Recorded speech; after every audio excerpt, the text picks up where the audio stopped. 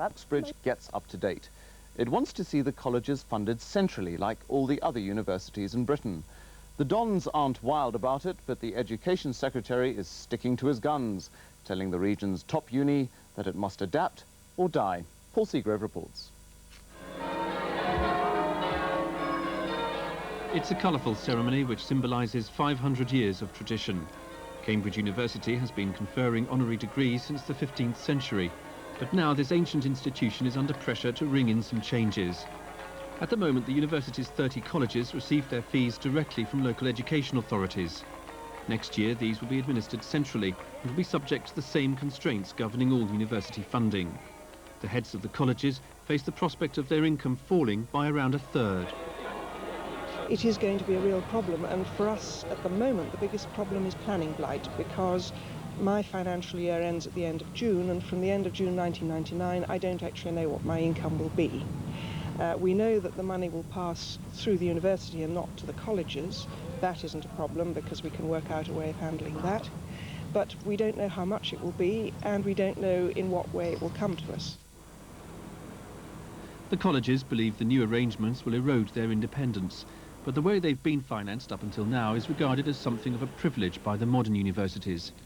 Luton University was created 5 years ago, but in every one of those, it claims to have been underfunded by around 14%. Oh, Dr. Horrocks, this is just coming from Partridgebury. Its Vice-Chancellor believes the University of Cambridge has to adapt to a more competitive higher education market. Cambridge and Oxford have enjoyed a much higher level of funding. A lot of that money, I suspect, going into what are called college fees to support their particular method of teaching. I don't think that's fair. If we're committed, as I think the country is, to a mass system of higher education, then there has to be a reasonably level playing field in the distribution of resources to support that higher education. The modern universities may look at Cambridge with a certain amount of envy, but they're also acutely aware of the concerns the colleges have about the future of their funding. The world of higher education is changing fast, and as resources continue to shrink, it's being subjected to increasing demands for value for money. All universities nowadays have to be efficient and well managed. But I'd say this about Cambridge: it's a great university, it's got an international reputation. And I think that people should realize that to do that, it costs a lot of money. And it should be a model to the rest of us. Higher education costs money, and if we are to have good higher education, we must pay for it. The Education Secretary, David Blunkett, is keen to ensure standards at Cambridge are safeguarded for the students of the future. New Labour says the colleges should have nothing to fear from modernisation. I think it's difficult for colleges to argue that their autonomy is threatened by these arrangements.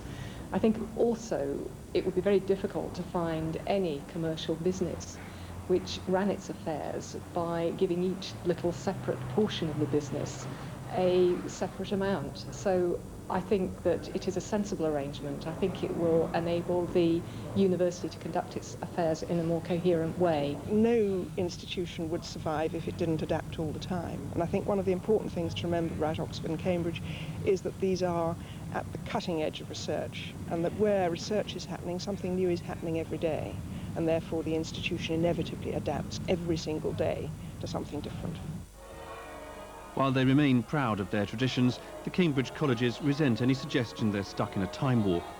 They also resent any moves towards centralisation. And as they prepare to see their incomes fall, they face the prospect of having to compete even more for funds. Paul Seagrove for the East at Westminster.